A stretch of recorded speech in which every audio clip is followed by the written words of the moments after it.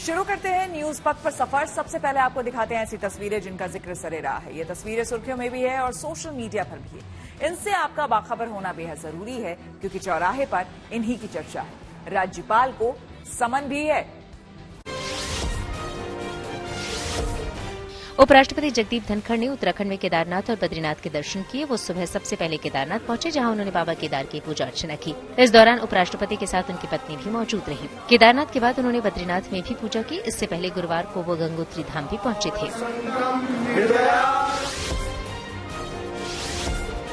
UP के बदायूं में सदर तहसील के एसडीएम ने राज्यपाल आनंदीबेन पटेल के नाम ही समन जारी कर दिया। इसमें उन्हें हाजिर होने को कहा गया। इसके बाद राज्यपाल के विशेष सचिव बद्रीनाथ सिंह ने डीएम को पत्र भेजकर चेतावनी जारी की। साथ ही इसे अनुच्छेद 361 का उल्लंघन बताया। इसके मुताबिक संवैधानिक पद पर आसीन किसी व्यक्ति के खिलाफ कोई नोटिस जारी नहीं किया जा सकता। ये पूरा मामला एक जमीन केस से जुड़ा है, लेकिन इसमें राज्यपाल का कोई लेना देना नहीं था। फिर भी याचिकाकर्ता ने लेखराज पीडब्ल्यूडी अधिकारी के अलावा राज्यपाल को भी पक्षकार बना दिया। वहीं इस मामले पर जिलाधिकारी मनोज कुमार ने बताया कि न्यायिक मजिस्ट्रेट विनीत कुमार को राज्यपाल के पत्र और चेतावनी के बारे में बता दिया गया है।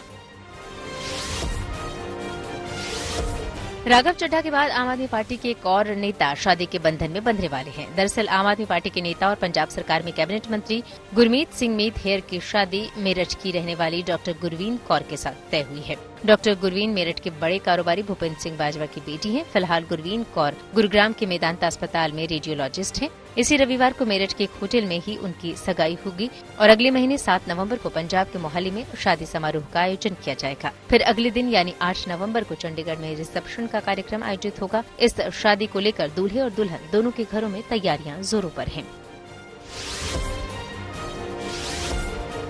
यूपी के वृंदावन में 6 दिसंबर को कृष्ण जन्मभूमि मंदिर में 11 लाख दीपकों के साथ दीपदान किया जाएगा।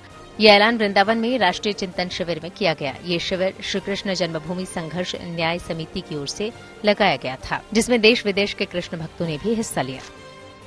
सुरक्षा एजेंसियों से जुड़े सूत्रों के हवाले से बड़ा खुलासा। जम्मू कश्मीर में सक्रिय है पाकिस्तान में ट्रेनिंग के लिए 71 आतंकी। आइए सीधे आपको लिए चलते हैं न्यूज एक्सप्रेसवे पर, जहां देश भर से जुड़ी कुछ और जरूरी खबरें कर रही हैं आपका इंतजार। असम में सरकारी कर्मचारी अब सरकार की मंजूरी के बिना दूसरी शादी नहीं कर सकेंगे। सीएम ने इससे जुड़े आदेश की जानकारी सोशल मीडिया के जरिए दी। इसमें कहा गया कि अगर पति या पत्नी जीवित है तो दूसरी शादी के लिए मंजूरी लेनी होगी, भले ही उनका पर्सनल लॉ इसकी इजाजत देता हो। मध्य प्रदेश विधानसभा चुनाव के लिए बीजेपी ने स्टार प्रचारकों की सूची जारी कर दी। इसमें पीएम मोदी और अमित शाह समेत 40 नाम शामिल हैं, लेकिन इस सूची में पूर्व सीएम उमा भारती का नाम नहीं है। प्रधानमंत्री नरेंद्र मोदी ने मध्य प्रदेश के चित्रकूट में तुलसी पीठ के जगत गुरु रामभद्राचार्य के साथ मुलाकात की। साथ ही पीएम ने उनकी 3 किताबों का विमोचन भी किया। इसके अलावा प्रधानमंत्री ने कांच मंदिर में पूजा भी की। माफिया डॉन मुख्तार अंसारी को बड़ा झटका लगा। यूपी की एमपीएमएलए कोर्ट ने मुख्तार को गैंगस्टर एक्ट में 10 साल की सजा सुनाई। साथ ही 5 लाख का जुर्माना भी लगाया। एक दिन पहले ही अदालत ने मुख्तार को दोषी करार दिया था। वहीं मुख्तार अंसारी ने दलील दी थी कि उनका इस केस से कोई लेना देना नहीं है और वो तो 2005 से जेल में बंद है। स्विट्जरलैंड की रहने वाली मिरांडा पिंकी अपने माता पिता से मिलने के लिए भारत पहुंची। उन्हें साल 1998 में एक स्विट्जरलैंड के परिवार ने मुंबई के अनाथ आश्रम से गोद लिया था और वो उसे अपने साथ स्विट्जरलैंड ले गई थी। हालांकि अब पिंकी अपने असली माता पिता को खोजने मुंबई आई है, जहां उन्हें अनाथ आश्रम से पता चला कि उनकी मां अब इस दुनिया में नहीं रही। लेकिन पिंकी को अब अपने पिता की तलाश है, लेकिन उनका पता नहीं चल पा रहा। शनिवार को चंद्र ग्रहण की वजह से वाराणसी में गंगा आरती का समय बदल दिया गया। अब दोपहर 2:30 बजे से लेकर 3:30 बजे तक आरती होगी। असल में सूतक काल के चलते ये बदलाव हुआ। भारत में चंद्र ग्रहण शनिवार रात करीब 11:30 बजे से शुरू होगा और रात 2:24 पर खत्म होगा। ये साल का दूसरा और आखिरी चंद्र ग्रहण है। खबरों के एक्सप्रेसवे से आगे रुक करते हैं सियासी ढाबे का, जहां आज की सबसे दिलचस्प खबर मौजूद है। मध्य प्रदेश की तरह राजस्थान में टिकट बंटवारे का घमासान जारी है। कांग्रेस में तो हालत ये है कि लड़ाई दिल्ली तक आ गई है। अपने अपने नेताओं के समर्थन और विरोध में जुटे कार्यकर्ता ने पार्टी मुख्यालय पहुंचकर नारेबाजी की।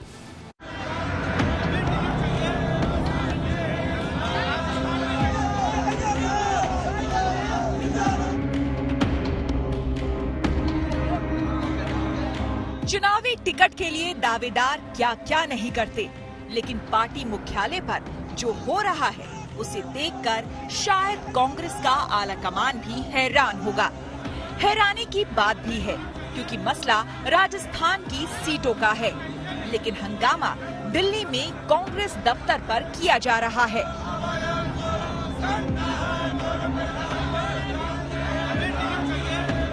कांग्रेस हेडक्वार्टर्स में ये तस्वीर है, पीछे गेट को तोड़ के यानी कि धक्का देके ये तमाम कांग्रेस के कार्यकर्ता आ गए हैं, जो कि ये लिखे हैं कि पिंक सिटी की यही पुकार, महेश शर्मा अब की बार जनेऊधारी का अपमान नहीं सहेगा राजस्थान। और यहाँ पे महेश शर्मा मालवीय नगर से जो है उनको टिकट देने को लेके ये मांग की जा रही है। हुआ ये कि अलग अलग दावेदारों के समर्थक पार्टी मुख्यालय के दरवाजे पर धक्का मुक्की करके अंदर आ गए। कांग्रेस का दफ्तर थोड़ी ही देर में अखाड़े में तब्दील हो गया। एक गुट टिकट नहीं मिलने के खिलाफ नारे लगा रहा था, दूसरा गुट टिकट दिए जाने पर नाराजगी जता रहा था। पार्टी के अंदर लोकतंत्र के इस अद्भुत नजारे पर टिप्पणी के लिए कोई भी बड़ा नेता मौजूद नहीं था। हाँ, लेकिन कार्यकर्ताओं ने अपनी भावनाएं पार्टी नेतृत्व तक पहुंचा दी। शीर्ष नेतृत्व की बुद्धि को ठीक करने के लिए जब जा रहे हैं कि भाई आप लोग अभी तक समझ सकते हैं, क्योंकि जिसने सनातन की तर्ज पर महेश शर्मा जी ने राजस्थान में लाखों ब्राह्मणों को जोड़ा है, और अगर सरकार की अंदर भगवान सद्बुद्धि दे और सद्बुद्धि नहीं देगा तो राजस्थान के अंदर लाखों लाख ब्राह्मण महेश शर्मा जी के लिए पार्टी छोड़ने के लिए तैयार है। और ब्राह्मण समाज का एक बड़ा समूह इन्होंने कांग्रेस पार्टी से जोड़ा था। एक दिन पहले ही कांग्रेस ने राजस्थान चुनाव के लिए प्रत्याशियों की तीसरी लिस्ट जारी की है। लिस्ट के 19 नामों में 1 मंत्री और 11 विधायकों को टिकट मिला है, जबकि एक महिला विधायक का टिकट कटा है। चूंकि महेश शर्मा का नाम लिस्ट में नहीं है, इसलिए उनके समर्थकों ने सीधे पार्टी मुख्यालय पर बवाल काट दिया। वहीं कामा सीट से उम्मीदवार बनाई गई जाहिदा खान का विरोध करते हुए कार्यकर्ता दिल्ली पहुंचे, तो उनको मुंहतोड़ जवाब देने के लिए जाहिदा खान के समर्थक भी जुट गए। जितने भी आदमी बीजेपी की टीम है, वो सब हरियाणा के लोग हैं।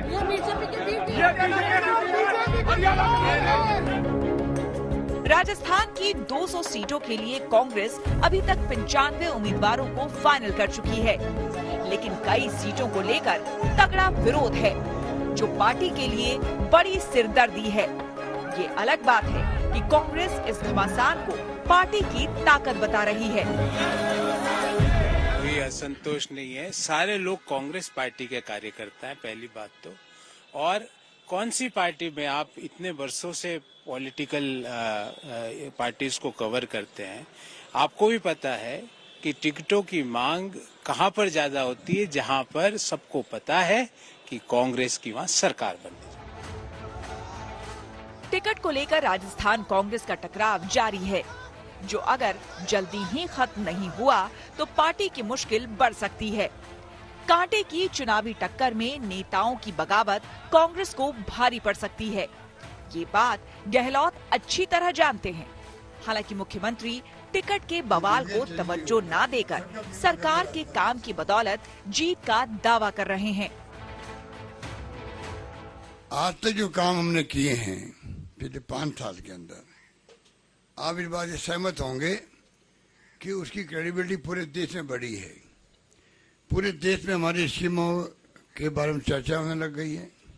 नंबर 1, आपको और हमको पूरे प्रदेश वाले को गर्व होना चाहिए कि आज पूरे प्रदेश में राजस्थान चर्चा के अंदर है, किसी रूप के अंदर, चाहे वो कोई रूप में बार बार रिपीट नहीं करना चाहता, आप जानते हो। कांग्रेस के लिए ये सुकून की बात हो सकती है कि टिकट बंटवारे पर जंग बीजेपी में भी है। वहाँ भी टिकट कटने या टिकट नहीं मिलने से गहरी नाराजगी है, जिसे पार्टी मैनेज करने में जुटी है। लेकिन भारतीय जनता पार्टी को सभी कार्यकर्ताओं को विश्वास रखना चाहिए कि केंद्रीय चुनाव समिति ने जिसको भी टिकट दिया है वही हमारा भारतीय जनता पार्टी का प्रत्याशी है। और माननीय प्रधानमंत्री मोदी जी ने भी यही कहा है कि कमल को ही ध्यान में रख करके अभी सभी कार्यकर्ताओं को एकजुट होकर के केवल चुनाव जिताने के लिए इस लक्ष्य को लेकर के काम करना चाहिए। कोई किसी भी प्रकार का कोई बदलाव प्रदेश में नहीं हो रहा है। राजस्थान की लड़ाई में बीजेपी और कांग्रेस दोनों ने पूरी ताकत लगाई है। टिकटों के बंटवारे में भी हर समीकरण ध्यान में रखा गया है। ये अलग बात है कि टिकट को लेकर ही दोनों पार्टियों की पेशानी पर बल पड़े हैं। दिल्ली से मौसमी सिंह के साथ bureau report, good news today. Bihar में लालू यादव के एक बयान पर सियासी बवाल है। गुरुवार को लालू यादव ने कांग्रेस के एक कार्यक्रम में दावा कर दिया कि उन्होंने रांची की जेल में रहते हुए फोन पर सोनिया गांधी और दूसरे कांग्रेस नेताओं से बात की थी और बात करके मौजूदा कांग्रेस प्रदेश अध्यक्ष अखिलेश प्रसाद सिंह को राज्यसभा सांसद बनवाया था। बोलने को तो लालू बोल गए, लेकिन बीजेपी को मुद्दा थमा दिया। बीजेपी ने जेल में फोन के इस्तेमाल पर सवाल उठा दिए और लालू यादव पर तीखा हमला बोला। माननीय सोनिया गांधी जी को वहीं से टेलीफोन किया हमने, कांग्रेस के नेताओं को, शीर्ष नेताओं को फोन किया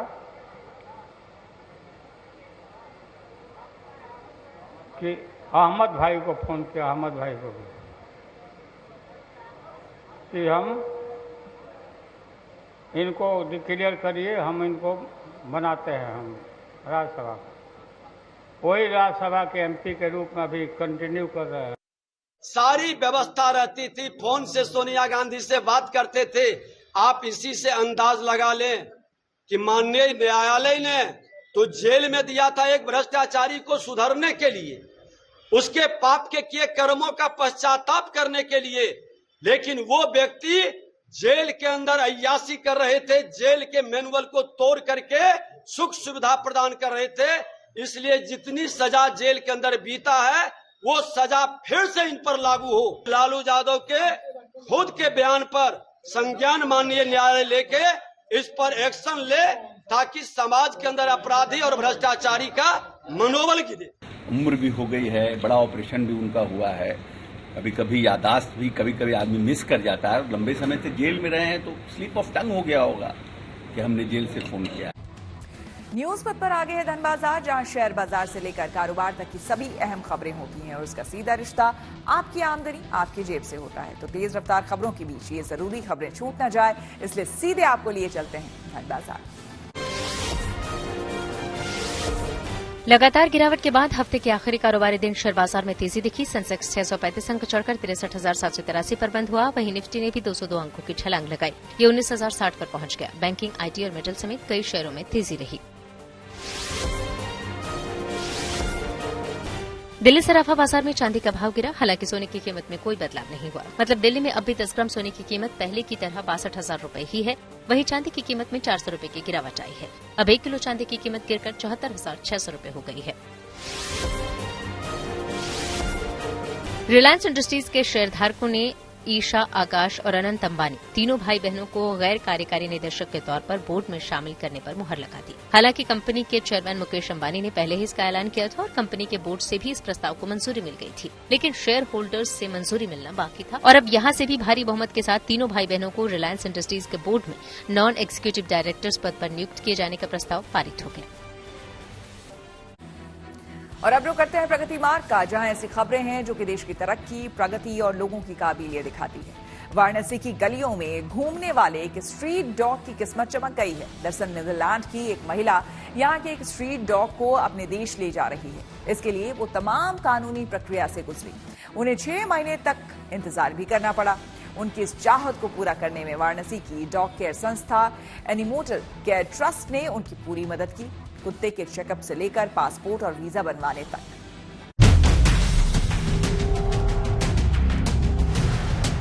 ये मीरल बॉन्टेबल है, नीदरलैंड से भारत आई हैं। इस स्ट्रीट डॉग को अपने घर ले जाने, ये बात सुनने में अटपटी लग सकती है, लेकिन सच है। बनारस की गलियों में घूमने वाला ये कुत्ता मीरल को इतना भा गया कि वो इसे अपने देश ले जाने की ठान बैठी।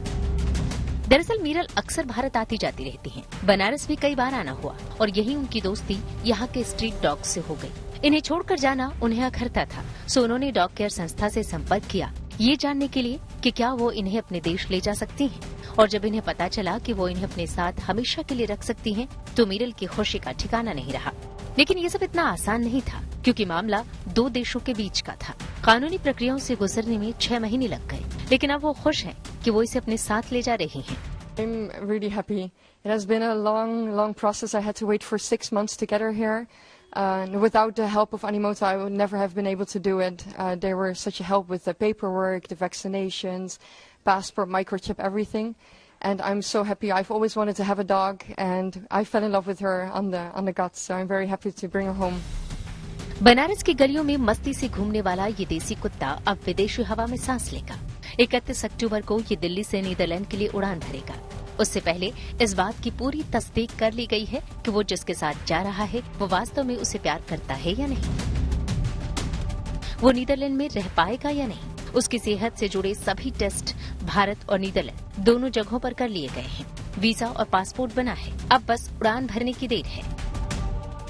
फिर वो एक नई दुनिया में कदम रखेगा। Bureau report, good news today. News पर के सफर में अब सोशल अड्डा का रुख करते हैं, जिसमें आज बात होगी कामकाजी घंटों की। देश के ज्यादातर दफ्तरों में रोजाना 8 या 9 घंटे ही काम करना होता है, लेकिन देश की दिग्गज आईटी कंपनी इन्फोसिस के को फाउंडर NR नारायण मूर्ति ने भारत की तरक्की के लिए काम के घंटे बढ़ाने की सलाह दी है। नारायण मूर्ति ने सलाह दी है कि देश के युवाओं को हर सप्ताह 70 घंटे काम करना चाहिए। उन्होंने कहा कि भारतीय युवा अगले 20 से 50 साल तक दिन में 12 घंटे काम करें। इसके पीछे उनका तर्क ये है कि भारत की वर्क प्रोडक्टिविटी दुनिया में सबसे कम है, जिसे बढ़ाने की जरूरत है। 77 साल के नारायण मूर्ति ने ये बातें पॉडकास्ट प्रोग्राम द रिकॉर्ड के लिए इन्फोसिस के पूर्व CFO मोहनदास पै के साथ बातचीत के दौरान कही। इस बातचीत के दौरान उन्होंने दूसरे विश्व युद्ध का भी हवाला दिया। नारायण मूर्ति ने कहा कि दूसरे विश्व युद्ध के बाद जापान और जर्मनी के लोगों ने अपने देशों को फिर से खड़ा करने के लिए काफी ज्यादा देर तक काम किया।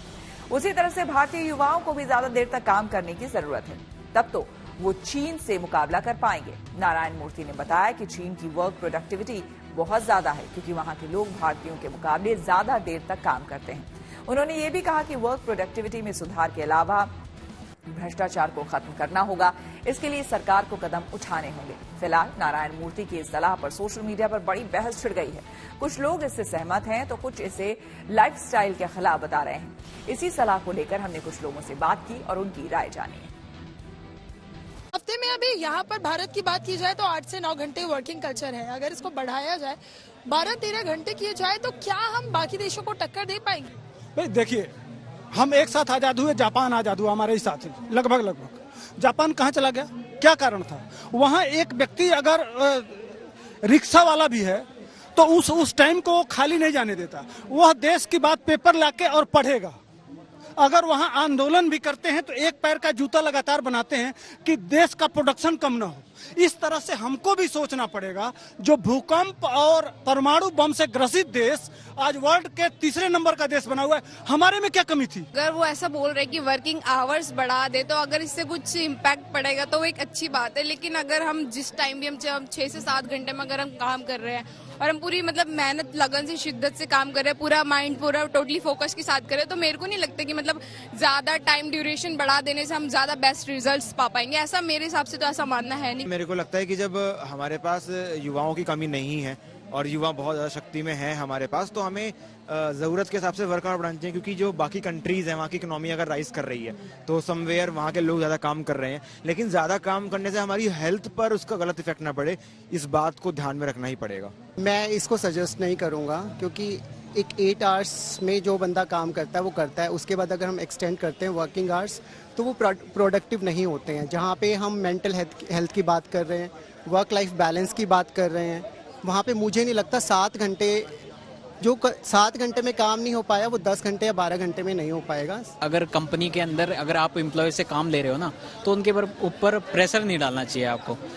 बेशक से COG ने बोला है कि भाई क्या बोलते हैं 8 घंटे से ज़्यादा काम करवाओ उनसे, लेकिन मेरे को नहीं लगता है ऐसा कि आप बेशक से ज़्यादा पैसे दे रहे हो, लेकिन एक इंसान की और भी लाइफ होती है, घरेलू लाइफ भी होती है, तो उसको बाहर अपने घरेलू लाइफ को भी देखना है। अगर आप उससे ज़्यादा काम करवा रहे हो तो अपने घरेलू लाइफ के बारे में क्या सोचेगा? बस कंपनी के बारे में सोचता रहेगा क्या दिन भर? काम करना जरूरी है देश के लिए, ये ठीक है, लेकिन आप एक आदमी की हैसियत कैपेसिटी से, जो हमारी गाइडलाइन 8 घंटे की थी, हम जो वर्कर्स हैं, वर्कर्स एसोसिएशन ये कह रही है कि 8 घंटे की जगह अब 6 घंटे कर देना चाहिए, क्योंकि हमारा शरीर उस तरीके से नहीं। तो लेकिन ये जो इन्फोसिस के डायरेक्टर हैं अधिक लालच में आ गए हैं, अधिक पैसा कमाने के चक्कर में गलत लोगों को गुमराह कर रहे हैं और लोगों का शोषण करने की कोशिश कर रहे हैं। इतना तो नहीं होता, अगर देखा जाए तो 8 से 9 घंटे तो मिनिमम हर लेबर काम करती है, तो हम भी लेबर क्लास में ही आते हैं एक तरीके से, अगर कॉर्पोरेट में करते हैं तो 70 घंटे तो बहुत ज्यादा है, मेरे ख्याल से गलत है। टाटा ग्रुप भारत में बनाएगा आईफोन। टेक्नोलॉजी से जुड़ी ऐसी ही हर एक जरूरी खबर को जानने समझने के लिए आइए आपको सीधे लिए चले डिजिटल गालियां। टाटा ग्रुप अब भारत में ही आईफोन बनाएगा। केंद्रीय इलेक्ट्रॉनिक्स और टेक्नोलॉजी राज्य मंत्री राजीव चंद्रशेखर ने ये बड़ी जानकारी दी। दरअसल टाटा ग्रुप के साथ कर्नाटक की विस्ट्रोन फैक्ट्री के अधिग्रहण की डील को मंजूरी दे दी गई है। राजीव चंद्रशेखर के मुताबिक अब टाटा ग्रुप 2.5 साल के अंदर भारत के साथ साथ विदेशों के लिए भी एप्पल के आईफोन बनाना शुरू कर देगा। प्रधानमंत्री मोदी ने इंडिया मोबाइल कांग्रेस सम्मेलन का उद्घाटन किया। 3 दिनों तक चलने वाला ये कार्यक्रम दिल्ली के भारत मंडपम में हो रहा है। इसके पहले दिन प्रधानमंत्री ने देश भर के शैक्षणिक संस्थानों को 100 5G यूज के स्लैब का तोहफा दिया। ये देश में 6G इकोसिस्टम बनाने की दिशा में एक बड़ा कदम है। वहीं पीएम मोदी ने ये भी कहा कि भारत न सिर्फ 5G नेटवर्क का विस्तार कर रहा है, बल्कि 6G में भी सबसे आगे बनने के लिए प्रतिबद्ध है। इंडिया मोबाइल कांग्रेस में जियो स्पेस फाइबर टेक्नोलॉजी पेश की गई। इसके जरिए देश के दूर दराज के इलाकों तक हाई स्पीड इंटरनेट पहुंच सकेगा। रिलायंस जियो के चेयरमैन आकाश अंबानी ने इस सम्मेलन के दौरान पीएम मोदी को भी इसकी जानकारी दी। नोकिया ने अपने यूजर्स को एक और तोहफा दिया। दरअसल उसने नया feature phone Nokia 105 classic Bharat में लॉन्च कर दिया। इसकी शुरुआती कीमत 999 रुपए रखी गई है। इसे 2 मॉडल में बेचा जाएगा। एक फोन में जहां सिंगल सिम स्लॉट होगा तो दूसरे में 2 सिम लगाई जा सकेंगी।